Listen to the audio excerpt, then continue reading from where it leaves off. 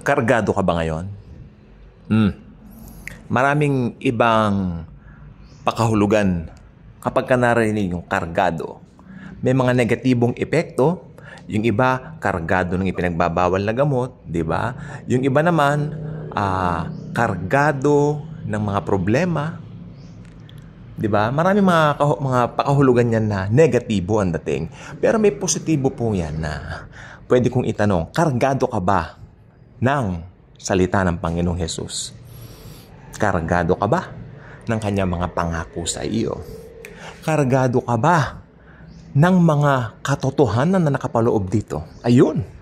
Kasi alam po ba ninyo, tayo po mga Kristiyano, ibinigay na po sa ating lahat. Basahin niyo po sa unang Pedro, mga bagay na kailangan ng isang mananampalataya.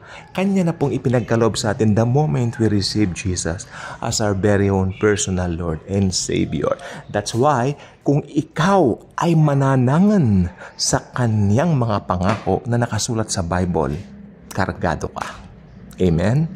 Amen. Okay. Bakit kailangan maging kargado tayo ng kanyang mga pangako sa bawat araw? Unang-una, dahil ang mundong ito ay fallen world. This is a fallen world. At pag fallen world, maaaring magandang pakiramdam mo ngayon, maya lumabas ka lang ng tahanan mo, pwede ka nang mabad trip. Learn it from me. Nangyari po yan sa akin kanina. Kaya nga po sabi ko, learn it from me. Sabi ko pa, kung kargado ka ng salita ng Panginoon, pag dumaraan ka sa mga ganyang situations, alam mo, may pangako. Amen. Pangalawa, bakit kailangan nating maging kargado?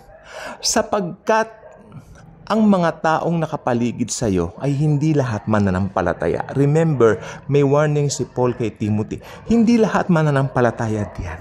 Kaya mag-ingat ka rin. Di ba? Pero ang ating paraan ng pag-iingat ay wastong kaisipan at wastong kaalaman kung ano yung mga pangako ng Panginoong Jesucristo sa atin. Kaya kung kargado ka ng salita ng Panginoong Jesus, walang anumang palaso, walang anumang kasamaan ang pwedeng gumupo sa iyo. Maaring minsan siguro entertainin mo, maaring minsan siguro makapag-isip ka, pero yung igugupo ka nito, kailan man ito hindi mangyayari. Sapagkat ang Panginoong Jesus, sabi niya, I will never leave you nor forsake you. Just be reminded of that truth. Para po sa ating lahat, hindi lang po para sa mga, Kristiyano na nanonood nito, kundi para doon sa lahat ng mga, mga mananampalataya na alam niyo pang hindi subscriber sa ating channel. Invite them to subscribe. Alam niyo po ba, whenever I make an episode of some vlogs like tulad nito, ang nasa isip ko, marinig o mapanood nawa ito ng mga taong nangangailangan kung anong sitwasyon meron sila, yung ito ay maging katugma ng kanilang sitwasyon. Magulo ba? Gusto ko yung vlog na ito, mapakinggan nila na, uy, para sa akin yan ganyan ang situation ko panalo, champion, di ba? Yung ganyan, simple. Pero happy tayo. We're Christians. Alam natin, kargado tayo ng salita ng Panginoon. Pero ang pinakamasaklap po, once nakalimutan mo yung mga pangako niya, alam niyo po ba, kanina pong umaga, medyo may kabigatan na naman po dahil ang dami kong iniisip. Pero hindi naman po mabigat, pero nakakapagod po talaga. Kailangan kong pumunta sa ganitong place. Pagbalik ko rito, medyo na bad trip na naman ako. Mainit pa ang panahon. Isama mo na yun. Traffic pa kanina. O diba? Kaya pag uwi ko parang wala akong ganang kumain. Sabi ko, papahinga muna ako. Until I found out, nakalimutan ko nag-devotion ng umaga. Nag-devotion ako 12:30 ng tanghali.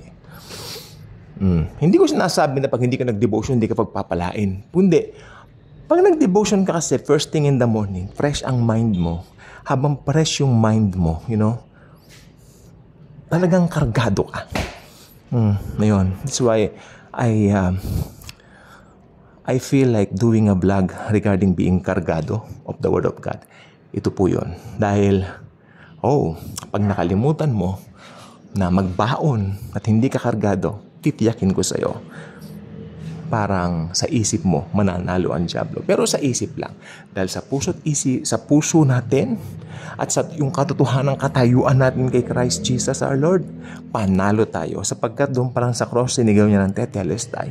Nung sumigaw siya na naganap na it is finished, panalo na po tayo. Kaya kung hindi ka pa subscriber sa channel na ito, I invite you to do so. Click the notification bell. Share this wonderful video about being cargado. And it's always and forever. Jesus truly loves us all.